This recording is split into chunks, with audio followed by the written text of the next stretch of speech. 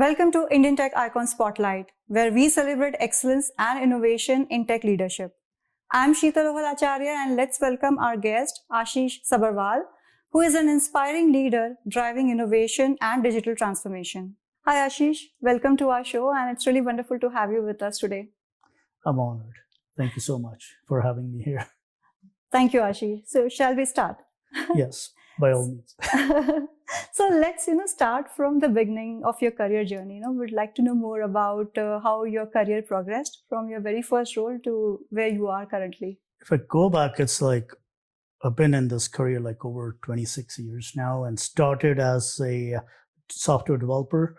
And I think most of the people now say it's a legacy system, but I started with the AS400 systems. Oh, wow. It's a mid-range system, and I still love them. Yeah. I started my career as a software developer, where I was building systems and building processes. Mm-hmm. But at that time, the focus was more on building and delivering the systems. And as I grew in the role from software developer to an ERP implementer, mm-hmm. that's where I started to get into more on the process strategies, learning the business.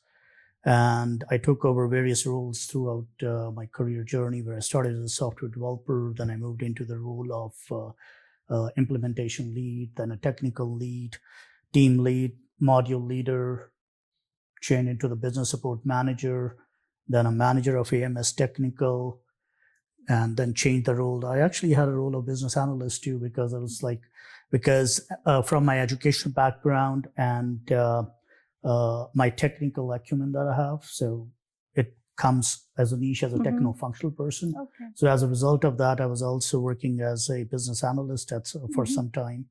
Then I switched to the role of manager AMS technical, and then grew in the role of the senior manager of business application services, and now working as the AVP business application services. That's a wonderful journey, like starting as a developer, and that too, like so-called the systems that we call it as legacy systems. Yeah, it's the interesting part of my career is where I started as a technical person, and slowly I changed over to the functional side and become more like a techno-functional. Mm-hmm. It's a niche, and even today when I work with the customers and the internal business stakeholders, this techno-functional background comes handy for me.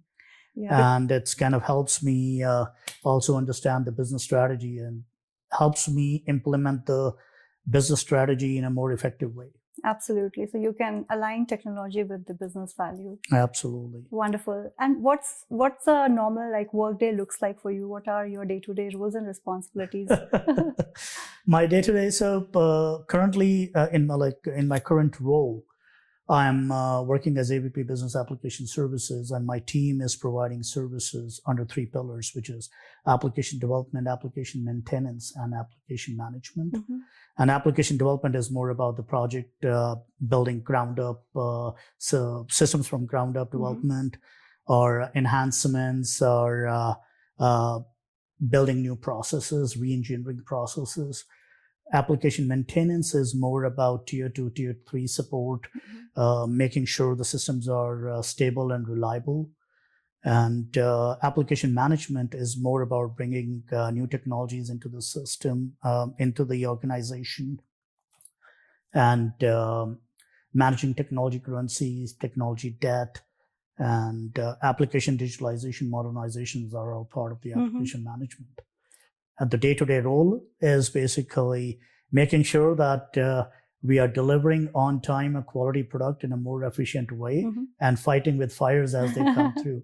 The interesting part is that since I took over the role, the core systems we support, like my team is supporting the portfolio of over 145 applications at the moment, which spans from anywhere from enterprise, critical enterprise and business applications to the in-house developed systems. And over the last 4 or 5 years, we have operated in a way that the fires that we used to get on a daily basis is like one-off now. So you barely get so if I put it in the numbers, I can say we're able to achieve over 95% of uptime for most of the apps, and that my team is supporting. and some are 100%, some are 99.99. So it's a great success to considering where we were like probably 10 years ago and where we are now. So it has we've come a long way. Wonderful. So out of the three pillars that you mentioned, which one you find is like more challenging as well as exciting? I would say when it comes to excitement, I would say all are exciting because each bring a new learning and challenge in its own sense. And but if you ask me what is close to my heart, it's always application management, because my profile since I started my career has been implementing ERPs and implementing new technologies. So that pillar always is close to my heart. Not to say that the others are not close, because whatever I implement under the application, or my team is helping me, is under the application management pillar. Absolutely. Right? We sustain it under application maintenance, and then we enhance it under application development. So they're all tied together, and it brings its own importance and challenges. Yeah, thanks, Ashish. Thanks for sharing that with us. Now, Ashish, talking about Alberta in general, it's being the energy hub. So how do you see the companies have transformed in past 5 to 8 years? I would say there's a huge transformation, because I remember that I'll actually go back more than 5 or 10 years. When I moved here, right, the IT was not at a focus. It was one of the component, one of the cost center. It was seen as a cost center. And yes, it existed, but just to run the organization, the main focus was the end business. But over the last few years, what I'm seeing here is the IT is more open. Security has come at the forefront. And with all the breaches and all the hacking that happening, and all the customer data protection, customer data which is at risk, right? So customer data protection has come at the forefront, which was not there 10 years ago. Yes, customer protection, customer data protection, customer data privacy, confidentiality was always at the focus, but the regulations have tightened over the last few years. Now, it's if I look at my current role, right, even 10 years ago, right, yes, we were very focused on customer data protection, privacy, and confidentiality. Like always, it was ingrained.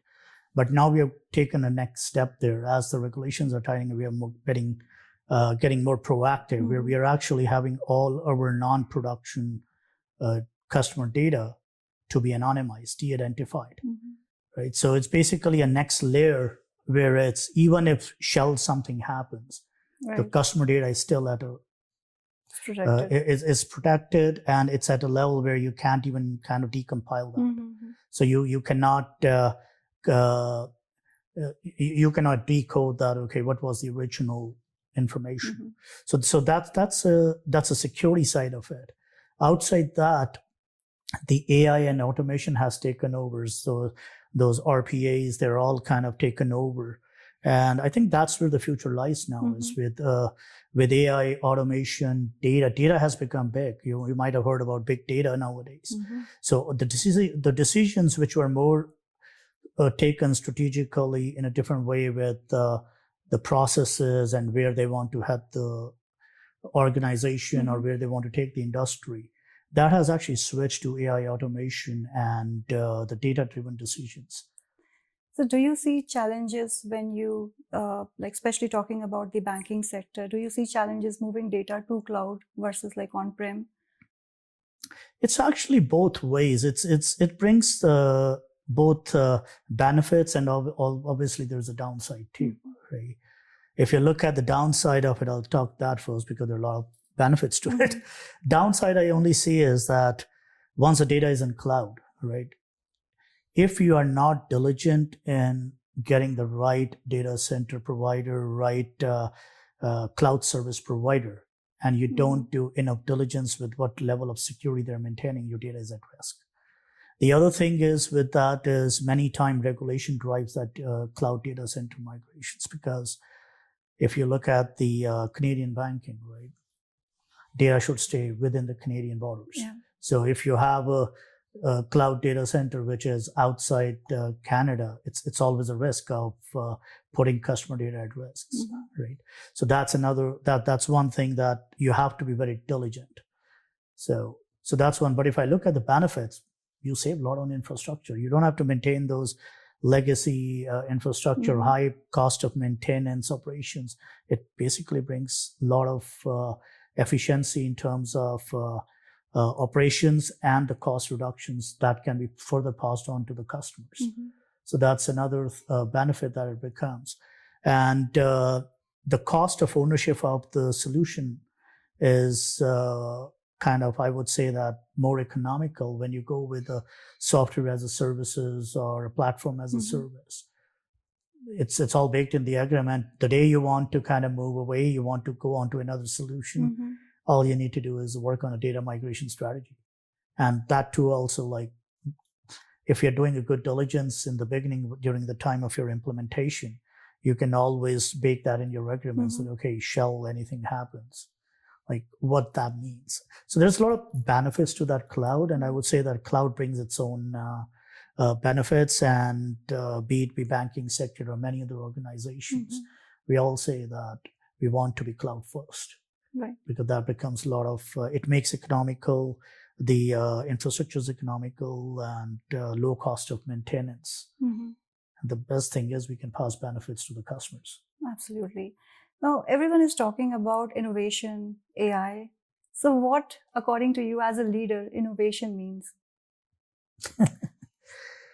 I would say, like, as a leader, I would say you can innovate whatever you want to, but the real innovation is that meets the real world needs. That's where the real innovation is. And there is always the right balance, we always say. So I would say that when it comes to innovation, it must meet the real world needs. And that's where the whole efficiency lies there. Because if you can't meet the real world needs, then what's the point of innovation? So Ashish, let's talk a bit about the leadership qualities. How do you see yourself getting evolved as a leader over all these years? I've changed a lot. If you ask my leaders, my current, my past leaders, or if you even talk to my teams, be in the older companies or the new company, everybody will say he has changed a lot. And every day I change with everything I learn, because learning is continuous. And if I look at my career spanning over 26 years, my initial leadership style was more focused on the delivery, more focused on the outcome. That need to make sure the systems are built, we're able to deliver on time, the quality and efficiency of that. But over the period, it has actually more switched toward the business strategy, that business systems that we are building or we are implementing, how it aligns well with the business strategy. And that has changed a lot, because everything that I do, and it also goes back to some of my family values that has been instilled since my childhood, is that why and how, why we need it and how are we going to do it, right? And that why and how has kind of come more kind of visible in what I'm doing today. And the leadership has evolved a lot. And my leadership style of being adaptable, working closely with the team, not micromanaging, that has been constant. It's very consistent with what I was doing. But I would say that aligning what I'm doing with the business strategy and enabling others has become more visible and more apparent in the last few years. You manage different teams, and you're also, every day you're interacting with the customers. So what's the most challenging part of being a leader? I believe that the most challenging part is navigating through the change. That's what I would say. And you have to keep up with the business needs, absolutely. The most important and challenging part I have seen is user acceptance, making sure you're able to convince the stakeholders, customers, that what you are delivering is adding the value, and why so. Because if many times you get the requirement, I want X, right? And If you want to align with the business strategy, you want to bring more value, you say like, there are times you have to say like, no, X can't be done. You have to go through the Y, or you have to add another hop in there, right? Or another function in there. And that's where that convincing and then navigating through change, that acceptability comes into the play. And that's where I have seen the challenges during my implementation days as well. As you have the same ERP solution, same application, working great, providing so much value to one organization, but it's a failure at the other. And majority of the time, the reason is people are not able to navigate through the change, the user acceptance. It's not the product fault. Because if a company is having a inventory of 100 customers or 500 customers, and out of that, let's say 10% or 15% is a failure, it's not a reason for the product. It's because of either it's a change management challenges in the organization, or the product that has been selected was not fit for the industry or for the work that was supposed to be done. And these are the challenges that we encounter. And I think the best way to navigate those through is what's in it for me. And this is what I've seen working. Anytime I'm having these challenges, when I basically share that what's in it for them, the value it's going to bring and how it's going to make things easier for them, the problems it's going to solve, the answer is yes. The answer is approved. And when it comes to the implementation side of it, I've been part of like several RFPs, RFQs, shortlisting of vendors. And again, it goes to like, what's the requirement? How well it meets the business needs. And as long as we are going with that matrix, and we say like, yes, the mandatory checkpoints are done and the optionals are okay, we're fine with it, we're able to get the right solution. So Ashish, the requirements you mentioned, right? Those are all ever evolving from the end customers. So my question is, how do you manage the user acceptance testing? Because that's where you ask your end customers to actually test the application, what is built, and during that period, you get the feedback that I want this, that. So how do you balance out that? That's a very good question. And I must say that kind of you're well prepared with that. That came instantly because I come it's from really a QA great background. question. It's really great question, and we deal with it a lot. I would say that everything we do, we deal with it. And I believe that this is where the process kicks in, the software development lifecycle kicks in. Many times when we are implementing a project or a technology, the biggest mistake we do is picking the methodology we want to use. And when I say methodology, right, I'm talking about be it be a waterfall, be it be agile, be it be hybrid. So it's a methodology that makes a difference. There are projects which you cannot run agile at all. The reason is that you have to have a certain requirements before, and you have to, until those are there, you can't proceed further. I'm not saying that you cannot make it agile. Yes, you can, but waterfall makes more sense for those projects. Especially for ERPs. ERPs, I would say more agile or hybrid is better for those.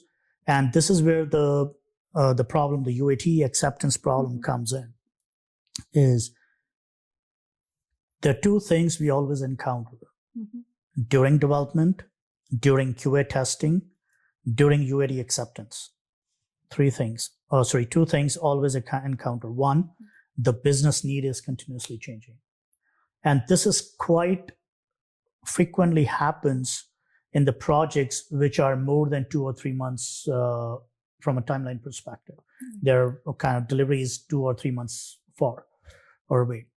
And if something is like 15 days, 1 month delivery, it's less of an impact. But the business need changing, like anywhere there's a project with a bigger timelines and delivery timelines, that's where it comes. The second thing is when you go into your QA testing or into the UAT, I mean, taking QA as well in there because some things come from there too. Sometime in the QA testing or the UAT acceptance, there will be those scenarios which will be coming up which were not covered in the requirements. And because they were not in the requirements, system can't do it. Yeah. And it will be more of a problem if it's a ground up developed system or in-house system versus a COTS application. You might have some workarounds in the COTS application.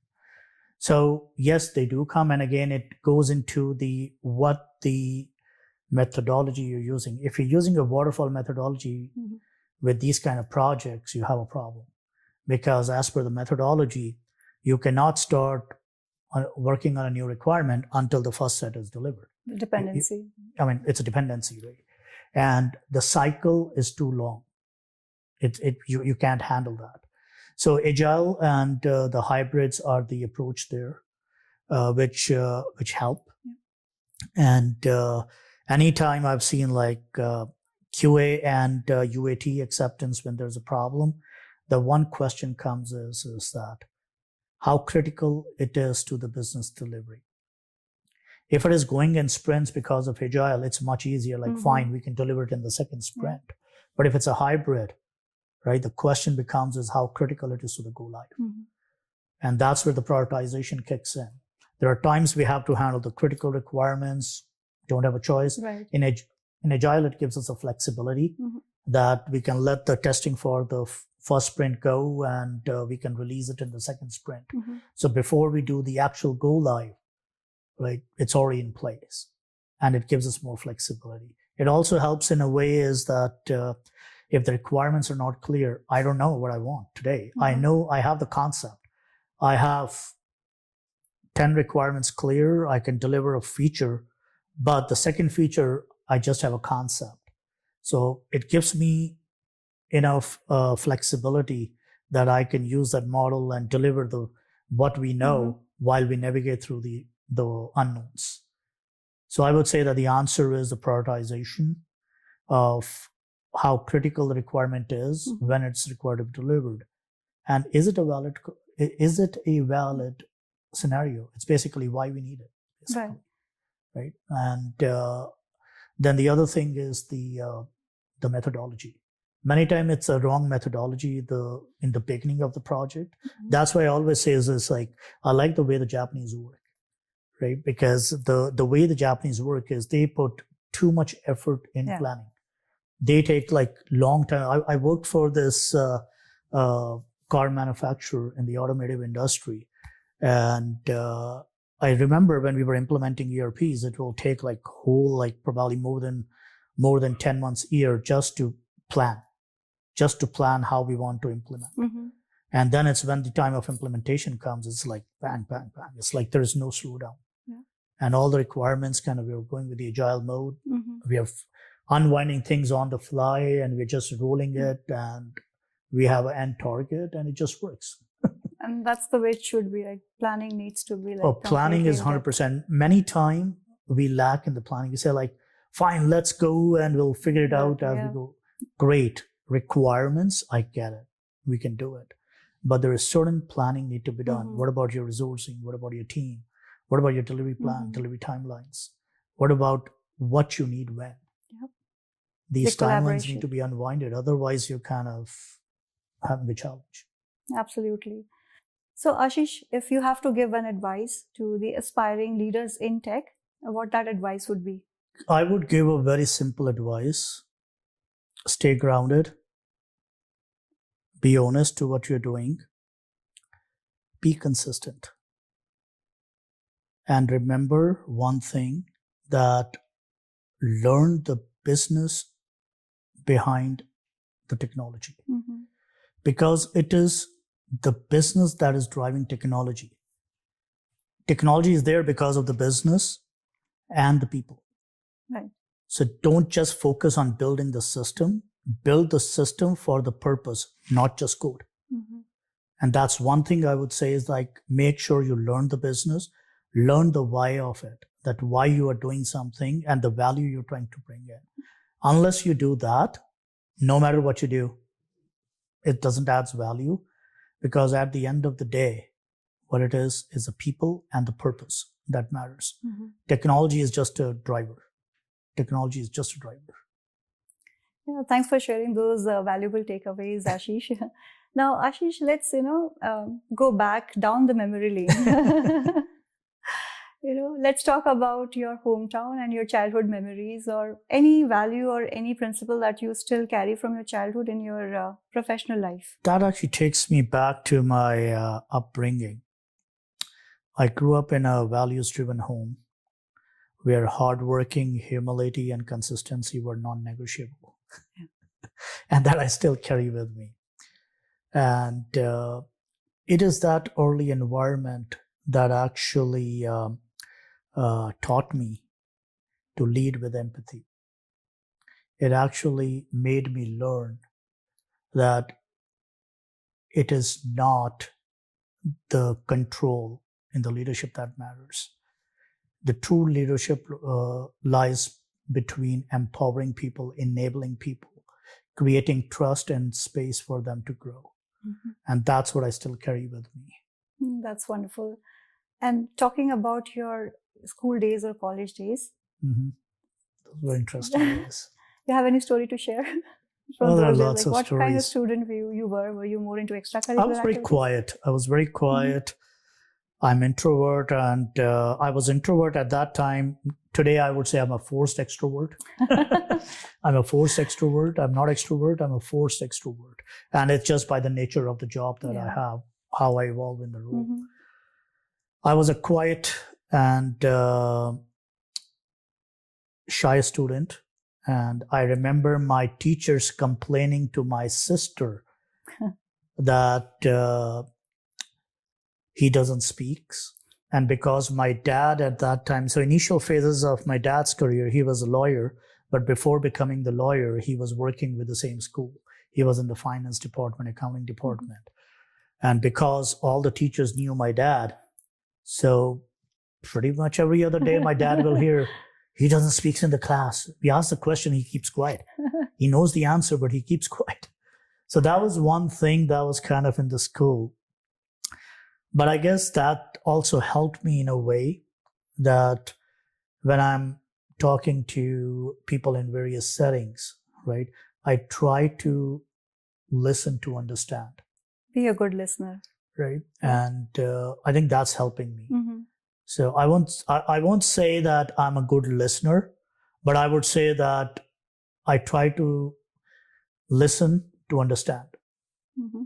Because once I understand, then I can kind of respond, and I can deliver on what they're asking, what the other person is asking.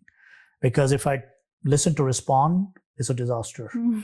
So that one thing has kind of helped.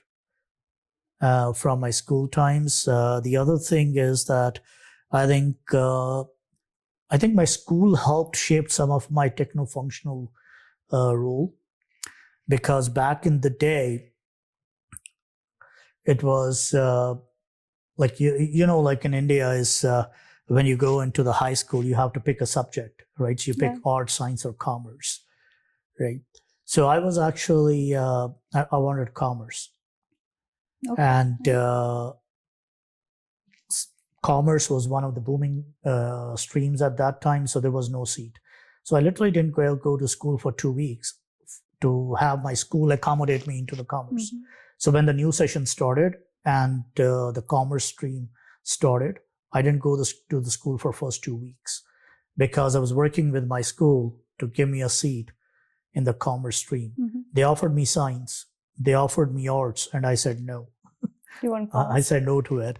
And finally, they made an exception for me and gave me the commerce. And I think that because they gave that exception, and obviously my dad was a driver there too, because dad put a lot of pressure that I don't want to leave the school and I want to be in commerce. Mm-hmm. And looking at how committed I was to the commerce stream, I finally got that commerce stream. And my dad helped a lot there. And I think that helped me because I did the commerce, then I did my bachelor's in commerce, and then I changed over to the technology side of things. So I can understand the business side of it, and I can understand the technology side of it, and I can bridge both together. And that niche of techno-functional is not common. Absolutely. And that helps me. Yeah, that's fantastic. Now, Ashish, let's talk a bit about your family members. Mhm. Who all are in your family, and given your busy schedule, what are your kind of weekend activities that you do as family bonding? Grocery is one. When it comes to the weekend activities. That's a forced activity, I would say. Yeah, it's kind of forced, yeah. But anyways, you have to do it, right? But anytime we're going, we try to go all together so that we have some time together. But yeah, if I talk about the family, I think my family has been my biggest support. My dad passed away in 2021, and he was my hero. He was the mentor I would always look at. He shaped my career a lot. The principles that he instilled in me, the qualities he instilled in me, stands by. And even after him, his principles still guide me. Yeah. It's a guiding light for me. My mom and my wife are working behind the scenes, holding everything together. That actually makes sure that I am free of any concerns or any kind of worries when I'm doing things. Actually, their contribution, my mom, my dad, and my wife's contribution, I would say, is behind the scenes that I am where I am. Because I wouldn't have been in Canada if my dad wouldn't have forced me. He was a big pusher for that. I wouldn't have made decisions from a career perspective that I made, where jobs were like demanding a lot of travel, if my mom, my wife was not holding the house together. Right. So I was clear, because even after it will be probably a surprise for many that when I was getting married and I met Charu and we were talking to each other. So my first thing to her was, and she can vouch for it, that this is the type of job I have. I'm traveling a lot. There are times I won't be able to take you with me. So you'll have to stay here in Delhi and I'll be traveling outside country. And she was okay with that. And I think that helped too. Obviously, it brings its own challenges, because you just got married, your wife is in Delhi and you're in Thailand. Wow.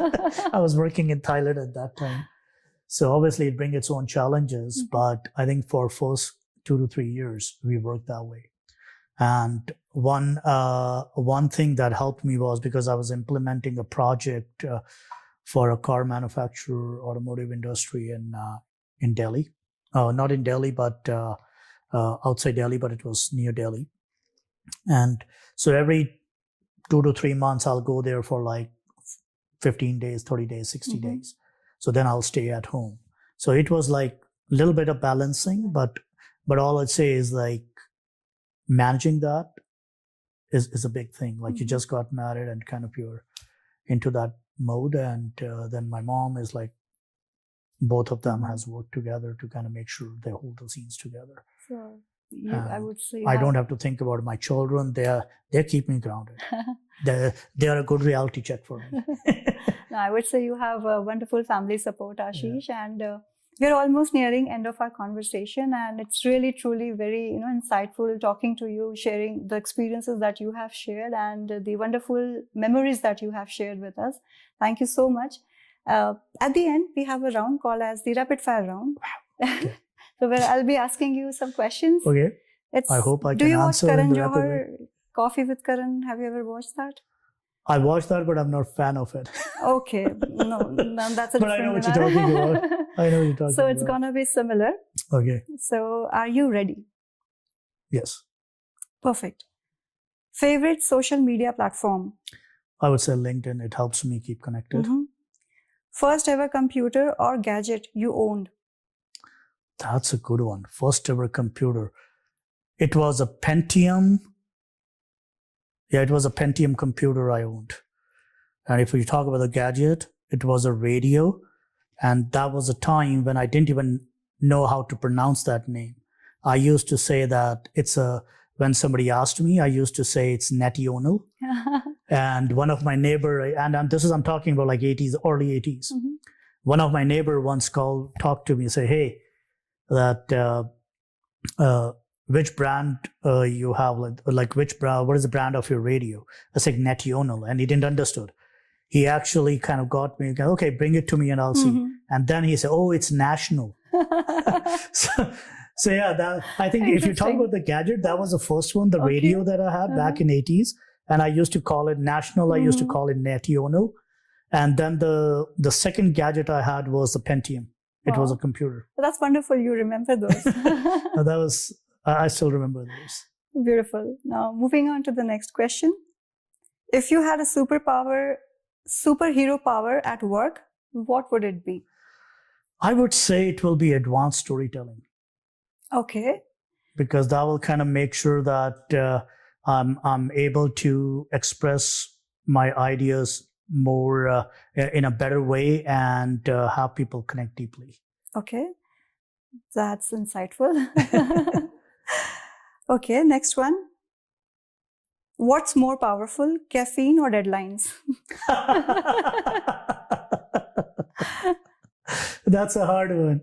I would say deadlines. Okay, taken. I would say deadlines. They're hard. Caffeine is not that hard. I can stay awake after having my... Actually, no. It's the other way around. I can still sleep after having my coffee. But deadlines are more important. Yes. The next one. 404 error. How often do you feel like that? I would say that it's quite often. I would say every other day. Okay. Every other day will be 404. But again, I'm able to reset. I'm able to reset. There's one thing, restart. So that restart is really helpful. Perfect. Okay. What's your favorite piece of outdated tech you secretly miss? Sorry, say that again. What's your favorite piece of outdated tech, the technology that you secretly miss? You can say the radio also. No, I would say those floppy days. Oh, okay. Those floppy days I miss a lot. Those floppy days. And I miss them a lot because those are the type of technologies that helped us be more efficient in delivering what we're delivering. Like nowadays, people don't care about memories. It's dirt cheap. They don't care about storage. It's dirt cheap. But back in the day, imagine you have a 1.2 MB floppy disk, which you need to carry the entire software. So your software need to do what it's supposed to do with a 4 MB memory in the computer and 1.2 MB in your floppy disk. Yeah. So that I still miss because that actually kind of, I think everybody should do that in their earlier phase of learning these technologies. They will be better coder. Absolutely. And the last question. Yeah. And you're really doing great so far. Thank you. Now, I would like to see your, the creativity or the innovative side of yours. Okay. Or the creativity. If Calgary Flames and Edmonton Oilers combined into a single team for a game, what would you call them? Flaming Oilers. I had the same in my mind. Okay, that's we're the same wavelength then. Perfect. I mean, you really did well. Thank you so much, Ashish. And it was really wonderful talking to you. And thank you for sharing all the insights and your professional journey and your kind of childhood memories with us. And it's truly a pleasure to have you on our show today. Thank you, Sheetal. I'm really honored to be on the show with you. And thank you so much. And this actually, I really appreciate you kind of taking me to the memory lane. And it has been kind of time and it really kind of nostalgic. Thank you. Thanks, Ashish.